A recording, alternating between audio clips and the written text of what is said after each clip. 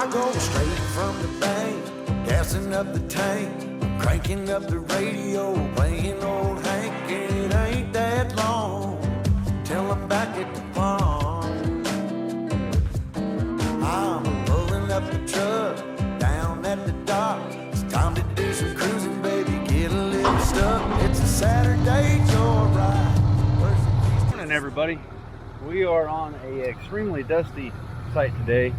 It is right smack in the middle of summer, August, and we're 6,000 feet elevation right now, so the truck is a little underpowered climbing up this grade. Thin air, but we have Prime Tech on site. There's actually a couple Takeuchis here. I think there's a little tiny skid steer around here somewhere too.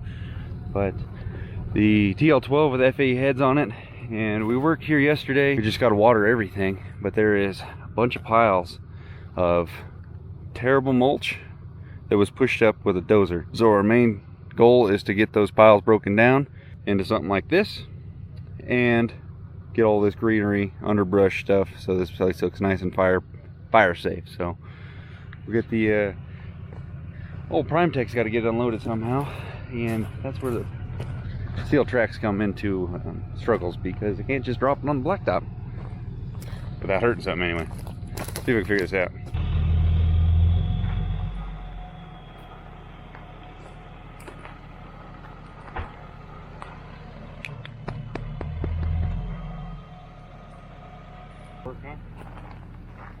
Yeah. Don't go up too far on that bank, because then it's gonna get all goofy.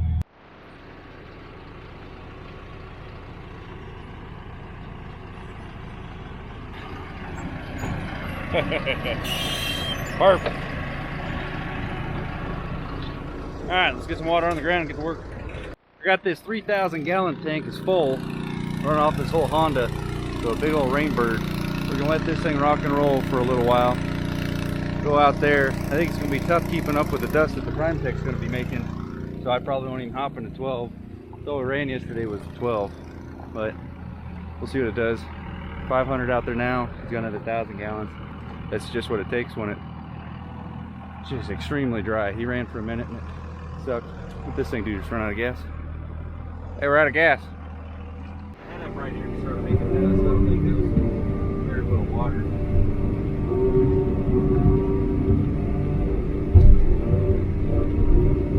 Grab the line.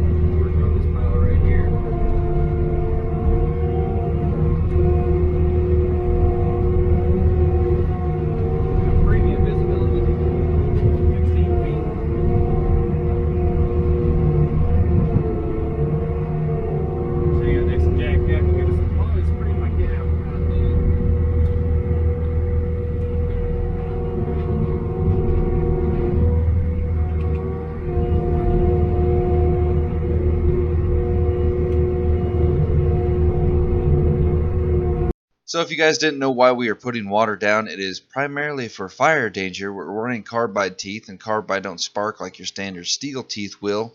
But also, we are in a residential area, and we do not like to dust out the neighbors. Plus, you just absolutely can't see when you just gulf the machine in a complete dust ball. So we're trying to spray down as much water as possible so we can do the job. Client was very eager to get this project finished, and that's just what we got to do. In this season, we got to water everything so we can see what we're doing. Not really a rough go of it, but if they get the water on the windshield of the machines, all the dust sticks to it. You can't see nothing. And that's what happened. We're working right by the road. Luckily, low amount of traffic. The camera, watch when he backs up. Watch this. Duster McGee, ready? Oh, come on, make some dust, boy. Oh, the last time he backed up, you couldn't even see him. Oh, there he goes. There he goes. Just turns into Tasmanian devil, a little dust ball.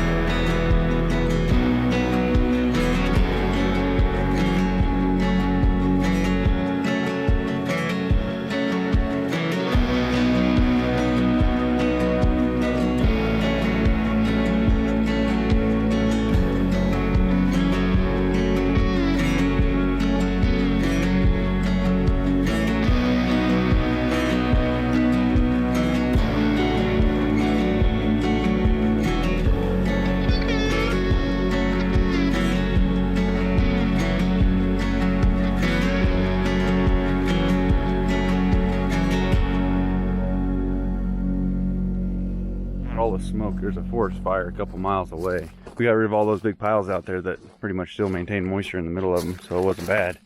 But now doing all this, just grooming it, takes a lot of water.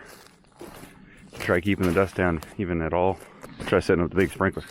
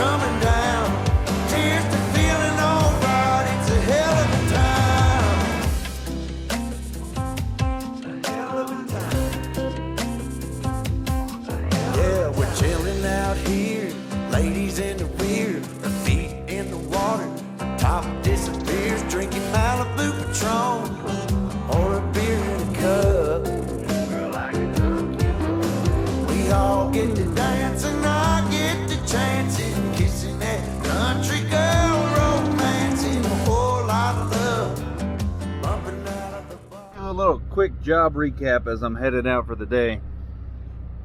Turned out to be a pretty nice job. We mulched the first 10 acres of this property. That's a different lot, but the same owner owns this one. And we were just talking to him and ended up getting quite a bit more work over on the house side of things. But this is definitely not the cheap way to go. Being that it's complete dry season, we had to put down quite a bit of water. I don't know if it doubled the job cost, but it took us a little bit longer than it typically if all this ground was wet, like if it just rained. But the thing about this location is the first rainstorm, 2 rainstorms, you got to time it just right or else you might have snow up here. They were saying several feet on occasion, but this turned out pretty nice. It's not saying the last contractor was wrong by how he did it. That might have just been what finances allowed, and it kind of just left a big old mess. And a lot of jobs that we get called in to clean up the mess of, like, let's say if somebody came in and cut all these trees down, just a guy just came in, he had a chainsaw, cut all these trees down, limbed them, probably is going to cost the same for a crew like us to come in there and clean it up and move the logs, chip the brush, all that, as it would if we'd have just done the whole job right from the scratch. And I think that's what the situation right here. All the money on this property from the previous owner, if they would have called somebody like us, came out with masticators instead of just lopping job like the last outfit did, they would have been money ahead. But nevertheless, out here this is kind of hilly ground. A lot of these are just dirt mounds. I have no idea what they were for, but a lot of the piles that were out there, I would suspect they were planning on burning them, and they were all full of dirt, and I'm pretty confident they wouldn't have burned very well, that's for sure. And it would have just, it wouldn't have got rid of all the underbrush and stuff like that. So I'm happy with how this turned out. And awesome customer, awesome. But this is all this job's got to offer out front here. The front 10 acres, it is a couple days. But anyway, we'll see you guys in the next one. Let me know your stories of other contractors' messes you've cleaned up. I like hearing you guys' stories in the comments. We'll see you guys in the next one. Later on. Whoop.